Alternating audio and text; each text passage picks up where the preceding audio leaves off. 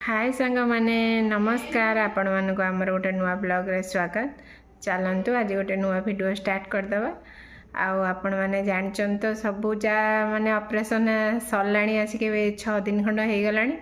Video पकड़ा को time होनी मो तो माने बोर डिस्चार्ज होता काली मु वीडियो भी पकेबी केतले काली ही घर को आसली पुणी सकाळ हेले जाउची बापा घर को आछंती पुणी संध्या ने बापा जाउछंती मु घर को आछी एमती हेले पुणी परिया पत्र सब जिनस पत्र सब आनला को टाइम एपट सेपट हे 9टा हे अछि पुणी खाइ पी के छुआ को सुआ पुणी सकाळ उठी रोसेवास करके तांकर एबे एठू माने घर खाइबा को टिके टिके जाउची खाइबा एबे घर बना होउची तो टिके टिके सेति पई घर खाइबा जाउची आउ से एथिरे तो टाइम पड़ोची वीडियो कम बने जो ऑपरेशन पूर्व दिन 5 दिन है टिके टिके टिके टिके किसी माने वीडियो छोट छोट छोट छोट बन की रखी आपण मान सहित शेयर करने ऑपरेशन भल से भल रही गला बोर भी देह भल अच्छी 70% भल अच्छी टिके तो एबे जेहेतु तार बॉडी गोटे पार्ट जाए तो किसी असुविधा ही हम हूँ कौन सी जेहेतु बो टिके माने वीक अच्छी से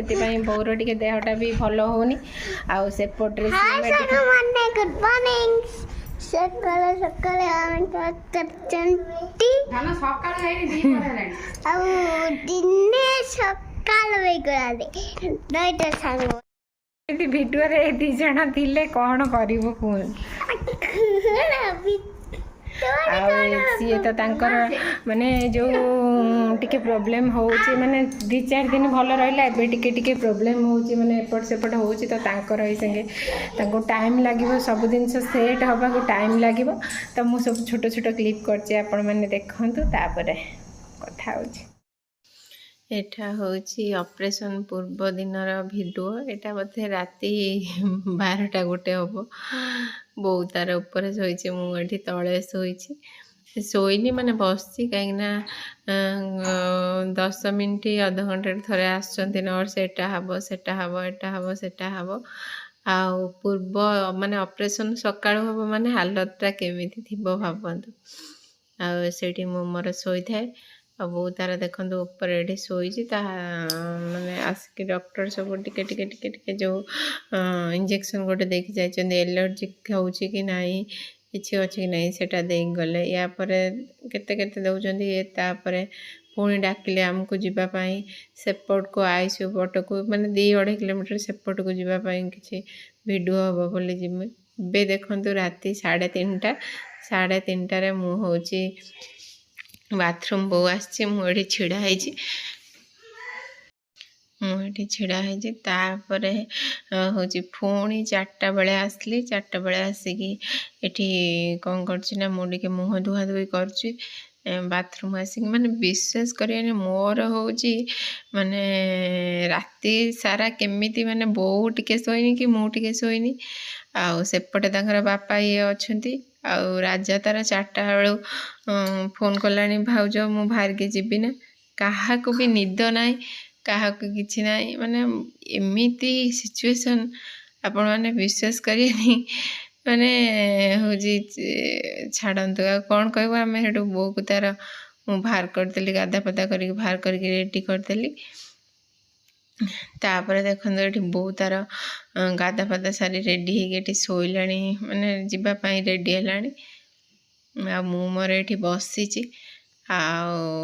सेपटे सी तांकर माने राति 12टार कौन कहले जो बेटाडिन कि कौन से गोटे लगे गाधिया को गला कला बो को भी देइथिले लगे गाधिया को तांको भी देइथिले तो से माने समस्ते माने बाहर साराणी ए जीवाई तापर ऑपरेशन एठी पळेले एबे देखंतु आमे आईसीयू पट को आसलु माने सकाळ 7:30 रु दिन 3टा पर्यंत ऑपरेशन पाई मोर चलेला तापर देखंतु मु एंकर किछि वीडियो करनथले ऑपरेशन पर एंकर गोटे फोटो लगे दीची एठी तापर एठी देखंतु बो आईसीयू रे अछि बो एबे बो टिके ता पर दिन वीडियो बो टिके भल लागलेन ताको एबे आउ एबे तार बो कौन कला कनी वार्ड को बो को पठे देले 2 दिन पर बो को वार्ड को पठे देले आउ सी तो माने एबे देखंतु ता मुहटा केते जोर फुली 2 दिन पूर्व भावतु केमिति से फुली थिबो एकरे होची आईसीयूरे रहिबार, दुईरे होची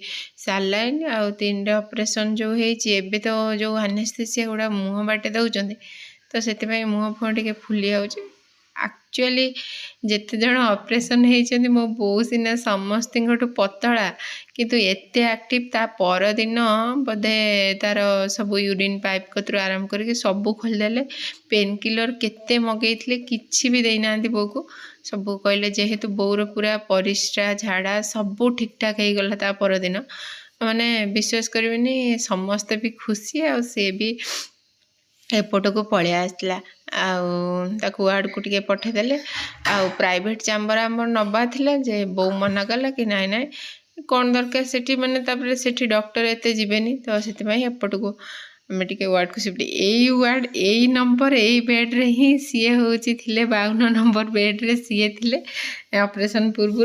तापरे देखंतु आसिकी आमे भी सेठी रहिलु।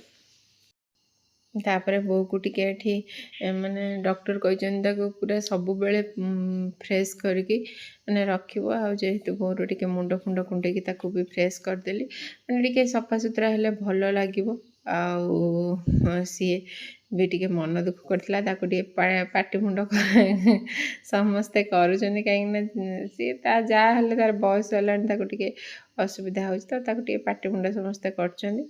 आउ एबे पळे आसली तापरे बो को फ्रेश करिकी सब सज करिकी ताकू मेडिसिन फेडिसिन खाइबा देकी एबे एंको पाखु पळे आसली आईसीयू रे। आउ एंको आसिकी एबे डॉक्टर कहले कि तांको तेल फेल भलसे लगे दियो तो मु सेति नड़िया तेल एठी मुंड फुंड गोड़ हाथ सब लगे दउची। आउ आपण माने जानथिबे ये तो एते स्ट्रांग माने आमे तांको देखिकी पूरा स्ट्रांग हे जु माने ऑपरेशन हेची सबु आडे माने पिठी रे फुटा हेची, बेकर फुटा हेची, हाथ रे फुटा हेची, पेट कटा हेची माने आपण देखि परियेनी तथापि से स्ट्रांग से बहुत स्ट्रांग माने गोटे देइथिले माने डॉक्टर माने समस्ते सेठी जे आईसीयू रे थिले समस्ते भी आश्चर्य से माने ऑपरेशन सेकेंड दिन से उठिया को चेष्टा करचंदी चाली चंदी भी टिके संध्या बेले मु तांको चला चली करइली टिके धरिकी। तो एठी कौन ना आईसीयू रे तमे तम पेसेंट को काम करिवो तमे सैनिटाइजर हेकी मास्क फास्क लगे तमे निजे जीवो ता भितर को तमे तांको ब्रश करे देबो तमे तांको खोई देबो तमे तांको तांकर दायित्व तमे निजे निजे देबो। आम प्राइवेट हॉस्पिटल रे कोन आईसीयू रे टाइम अछि तमे एई टाइम रे जीवो सेई टाइम रे जीवो तांकर नर्स करिए किंतु एठी होची तमे निजे निजे निज काम करिवो। तो से मोर माने मु आसी बापा तो किसी करें आ एबे तार राजा कौन कर बो पाखे बसची राजा बो को तार बाथरूम बाथरूम लगे सी भी टिके नहीं दुआर मुँह ठिया हो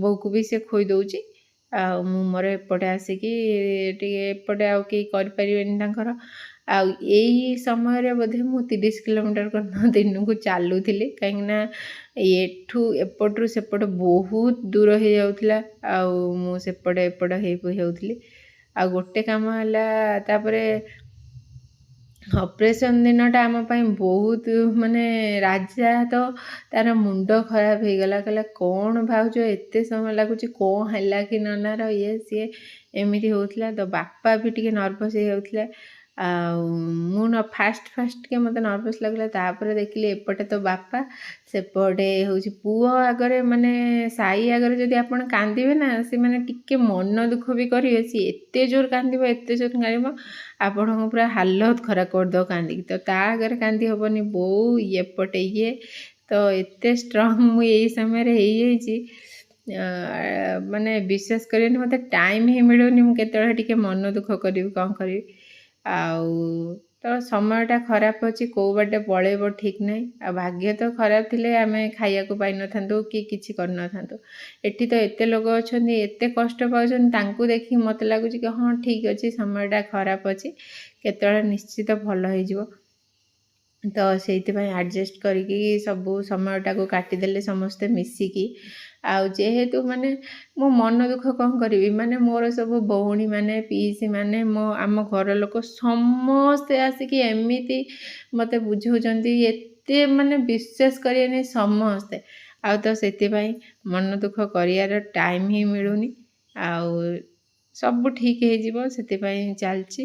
ଆଉ ବୋଉ ଦେଖନ୍ତୁ ଏଠି ତାକୁ ସମସ୍ତେ କହିଛନ୍ତି ବୋଲି ସେ ରାଜା ବି ଆସିଥିଲା, ସିଏ ରହିବ ବୋଲି ଆସିଥିଲା, ଦେଖିଲା ବେଳକୁ ମଙ୍ଗଳବାର ଆସିଥିଲା, ବୁଧବାର ଅପରେସନ୍ ହେବାର ଥିଲା, ତାପରେ ବୁଧବାର ଯାଇକି ଶୁକ୍ରବାର ଅପରେସନ୍ ହେଲା। ସେ ତ 10 ଦିନ ଛୁଟି ନେଇକି ଆସିଥିଲା, ସେ ଛୁଟି ଗଲା, ଆଉ 5 ଦିନ ଏକ୍ସଟ୍ରା ଛୁଟି ନେଲା, ଠିକ୍ ଟାଇମ୍ରେ ସିଏ ପଳେଇଲା।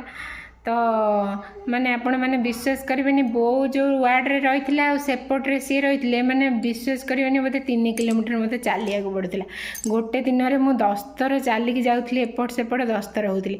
ତାଙ୍କୁ ଯିବି ବ୍ରସ୍ କରିକି ସକାଳେ ଖୋଇକି ମେଡ଼ିସିନ ଦେଇକି ଆସିବି, କାହିଁକିନା ୟାଙ୍କ ଆଇସିୟୁ ଭିତରେ ତୁମେ ମାନେ ମାସ୍କ ଫାସ୍କ ଦେଇକି ସାନିଟାଇଜର୍ ହେଇକି ଯିବ, ତୁମ ପେସେଣ୍ଟଙ୍କର ତୁମେ ନିଜେ କାମ କରିବ, ସେମାନେ କିଛି କରିବେନି। ଏପଟେ ଆସିକି ବୋଉର ବି କାମ କରୁଥିଲି, ବୋଉକୁ ବାଥରୁମ୍ ନେଇକି ଯିବି, ଆଉ ବୋଉ ନିଜେ ନିଜେ ତା 2 ଦିନ ପରେ ବୋଉ ନିଜେ ନିଜେ ବ୍ରସ୍ କଲା, କିନ୍ତୁ ତାକୁ ବାଥରୁମ୍ ନେଇକି ଯିବା, ତାକୁ ଟିକେ ଚଲେଇବା, ତାପରେ ସିଏ 1-2 ଦିନ ମୁଁ ଖୋଇଲି, ତାପରେ ସିଏ ଟିକେ ଟିକେ ଖାଉଥିଲା, ତ ତାକୁ ଜବରଦସ୍ତି ଖୋଇବା, ତାକୁ ମେଡ଼ିସିନ ଦେବା, ପାଣି ଦେବା। ଯେହେତୁ ଆମକୁ ଟିକେ ଖାଇବାକୁ ପ୍ରୋବ୍ଲେମ୍ ହେବ, ତ ଫାଷ୍ଟ ହେଉଥିଲା, ତାଙ୍କୁ ବି ଖୋଇବା, ତାଙ୍କୁ ମେଡ଼ିସିନ ଦେବା, ତାଙ୍କର ସେବା କରିବା, ଏପଟ ସେପଟ। ମୁଁ ଏବେ ବି ସିଏ ଚାହୁଁଛନ୍ତି କି ମୁଁ ରାତିରେ ରୁହେ, କିନ୍ତୁ ରାତିରେ ରହିବା ସେଠି ପସିବୁଲ୍ ନୁହେଁ, ବାପା ରାଜି ହେଉନାହାନ୍ତି।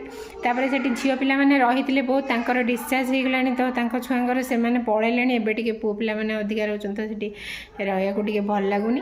ତାପରେ ଆମ ଏରିଆ ହେଇଥିଲେ ହେଇଥାନ୍ତା, ଏଇଟା ଟିକେ ଅଲଗା ଏରିଆ ହେଉଛି, ତ ଆମକୁ ସୁବିଧା ହେଉନି, ମୋତେ ସୁବିଧା ହେଉନି, ତ ମୁଁ 6ଟା 6:30 ପର୍ଯ୍ୟନ୍ତ ରହୁଛି, ତାପରେ ପଳେଇ ଆସୁଛି। 10ଟା 10:30, ଏବେ 10ଟା ବାଜିଗଲାଣି, ମୁଁ ଯାଇନି ଭିଡ଼ିଓ କରିକି, ମାନେ ଆପଣମାନଙ୍କୁ ସବୁ ଜଣେଇବି ବୋଲି ମୋତେ ଟାଇମ୍ ହିଁ ହେଉନି। ଏବେ ସବୁ ଠିକ୍ଠାକ୍ ଅଛି, ରିକ୍ସ ତ ଅଛି, କାହିଁକିନା କେତେବେଳେ କ'ଣ ହେବ, ଇନଫେକ୍ସନ୍ ହେବ, ପୁଣି ହେବ, ତ ବୋଉର 70% ଠିକ୍ ଅଛି, ତ ତଥାପି ଇନଫେକ୍ସନ୍ ହେବାର ଚାନ୍ସ ଅଛି। ତ ତାକୁ ଏଇ ସାଙ୍ଗେ ଗୋଟେ ରୁମ୍ରେ ରଖାହେଇଛି, ଯେଉଁ ରୁମ୍ରେ ଲାଟ୍ରିନ୍ ବାଥରୁମ୍ ଆଟାଚ୍ ଅଛି, ତ ସେଇ ରୁମ୍ରେ ରଖାହେଇଛି। ଆଉ ସାନିଟାଇଜର୍ ପୁରା ଘର ହେଇଛି, ଡେଲି ବେଡ଼ସିଟ୍ ଚେଞ୍ଜ ହେଉଛି, ଡେଲି ତା'ର ଡ୍ରେସ୍ ଚେଞ୍ଜ ହେଉଛି, ତା'ର ଡ୍ରେସିଂ ହେଉଛି।